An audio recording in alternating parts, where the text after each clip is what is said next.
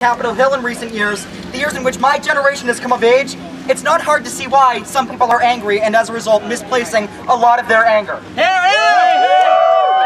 course of the past few decades, we have seen tax cuts for the wealthiest of Americans and welfare cuts for the poorest.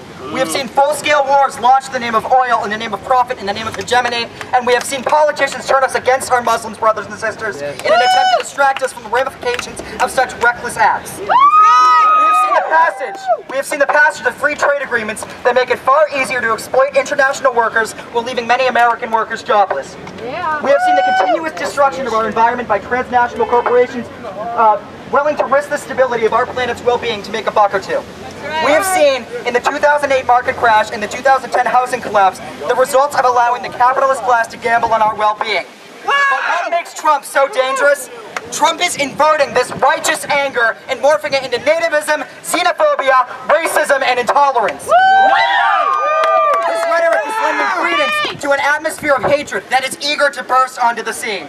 Instead of directing anger towards our wasteful, destructive, jingoistic brand of foreign policy, Trump continues to attempt to convince us that no, it's those. I'm sorry, guys, can you move into the parking lot? There's a lot of drinking Republicans here, you never know.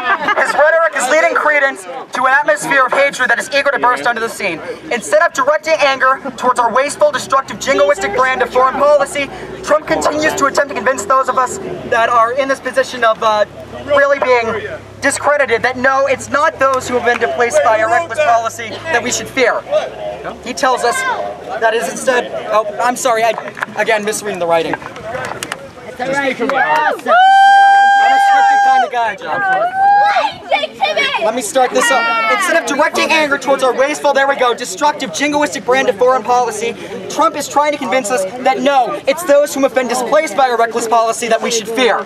Instead of blaming the policies of the ruling class for outsourcing jobs to nations where labor can more easily be exploited, Trump continues to attempt to convince us that no, it's our friends south of the border whom the ruling class now hold captive as wage slaves, our brothers and sisters in the fight against exploitation that we should revolt against. Mr. Trump is, as Mr. Koch is, the host of the fundraiser being held here tonight, a member of the very ruling class that has, a member of the same class of vulture capitalists that have thrived like never before while the rest of us continue to suffer. And if we know anything about the ruling class, it's that its members consolidate power more easily when the working class is divided. I don't believe that the threat of Trumpian neo-fascism will disappear after November 8th, regardless of the outcome. If he wins, his supporters will be unified by a sense of success. If he loses, his supporters will be unified by a sense of alienation. Hillary Clinton, the only other credible candidate running for president, is also, to be frank, a member of this ruling class. And the neoliberal policies that she will likely pursue as president will likely do little to mitigate the valid anger that many Americans feel towards what can be interpreted as a rigged system. Yes! It's going to take much more to win against this form of fascism. On the most basic level, it's going to take solidarity to win against the ruling class. We can't win when white Americans devote more energy to exacerbating the plight faced by people of color than they do revolting against the unjust policies of the ruling class. We can't win when we urge violence against our Muslim comrades out of a...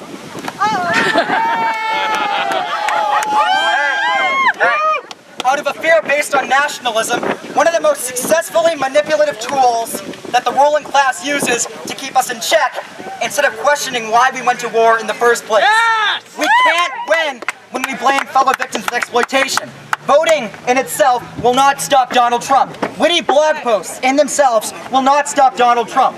The most effective weapon that we, as everyday citizens, as young people like myself, have is solidarity. This is how we build a better future for my generation. That's how we win. Thank you very much.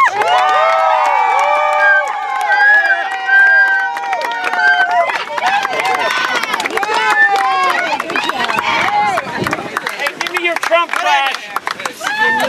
Give me your Trump trash. Sorry guys, I don't know how to do this anymore. Check, check, mic check. Can you guys hear me?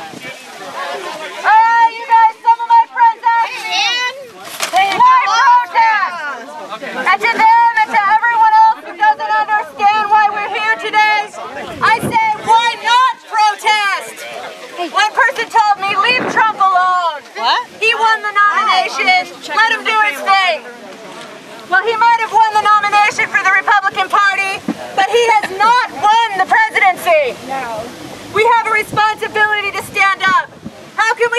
children that bullying on the playground is wrong, and then allow it at the highest level of office. As a mother of two beautiful children, a daughter who should not be told to get a new job if someone sexually harasses her at the workplace, and a son of Mexican heritage who should not be ashamed into believing that his extended family are rapists, murderers, and drug dealers.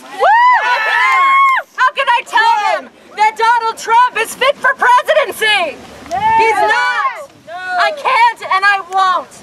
Donald Trump clearly doesn't understand immigration reform. We need to create working paths towards citizenship, not build walls. Today he hides behind one, asking for money for a campaign he said he could finance himself. You coward! Well, I won't allow him to come to our community and quietly raise millions like a thief in the night, and then use that money to fund a campaign that is built on ignorance, intolerance, and bigotry. Cape Cod is not for Donald Trump. We do not support his endeavors, and he does not represent us. So let's make a loud noise, let's use our voices to reach his private party by the sea. Let's tell him that he does not have our vote, he will never have our vote, and Cape Cod cares!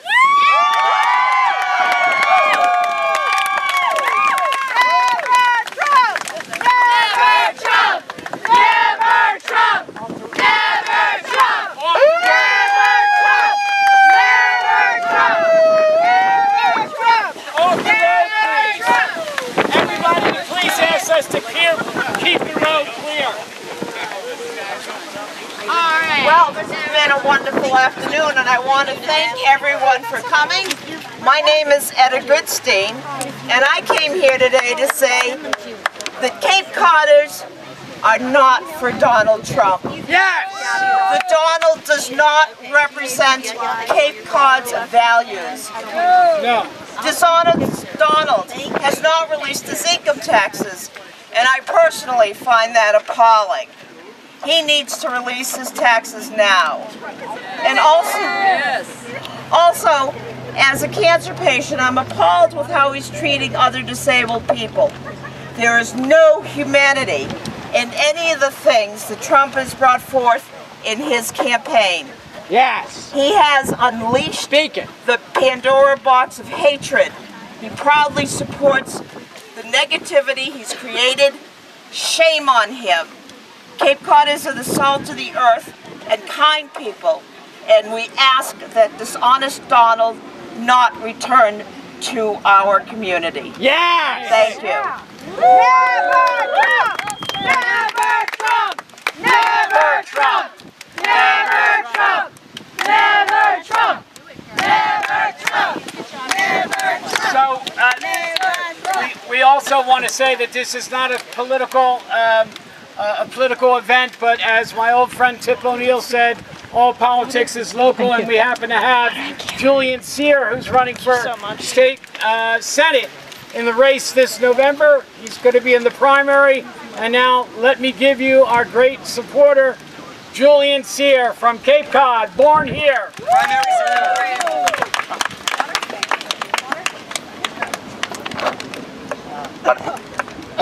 You know, I've never used a bullhorn before. All right, I'm Julian Cyr. I want to say a few quick things.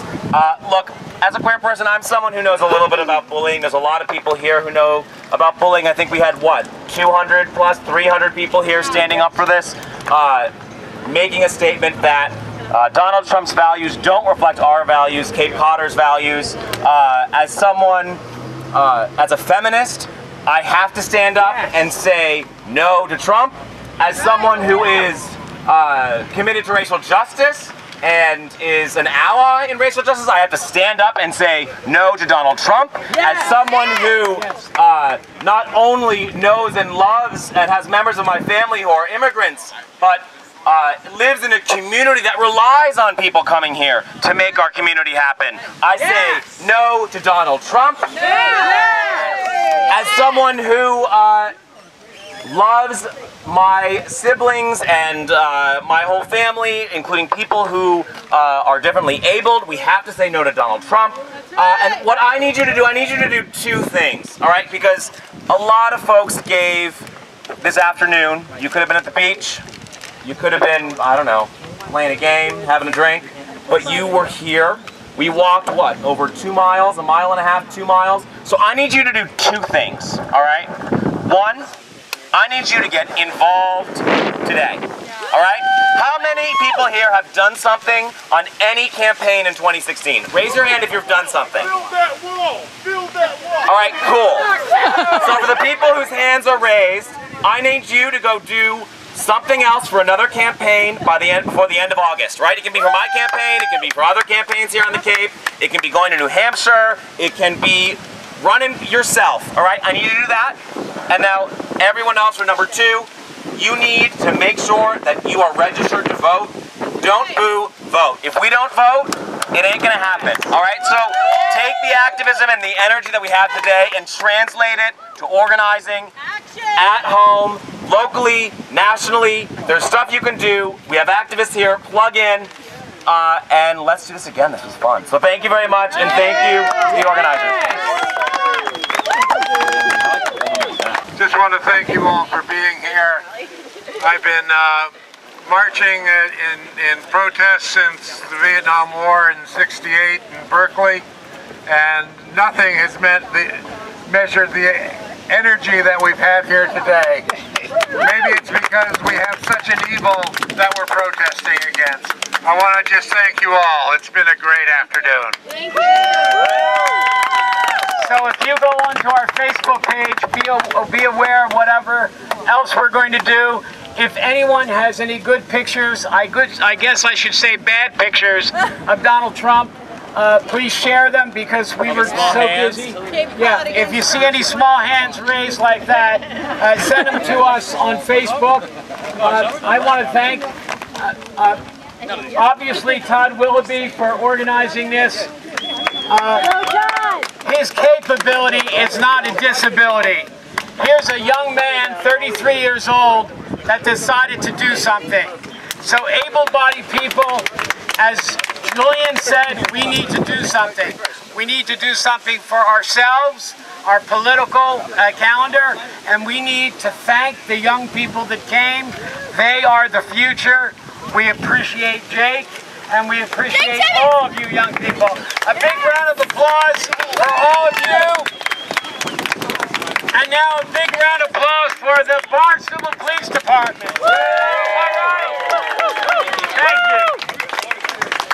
Anyone else would like to say something? Come on up.